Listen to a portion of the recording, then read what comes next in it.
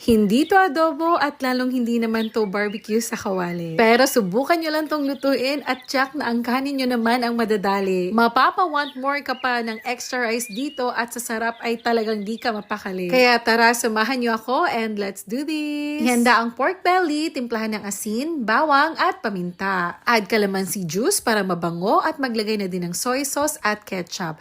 Tapos ay halu-haluin. Oops, may nakalimutan ako. Maglagay tayo ng central o brown sugar. Then, marinate for few hours. After few hours, maglagay na tayo ng tayobong or cornstarch. Haluin ng mabuti para ma-coat ng maayos. Then, ready na ito para iprito. At sa kanong tamang init lang ng apoy at init ng mantika ay pwede na nating ilunod itong ating karning baboy na na-marinate na at na well-coated na ng ating cornstarch.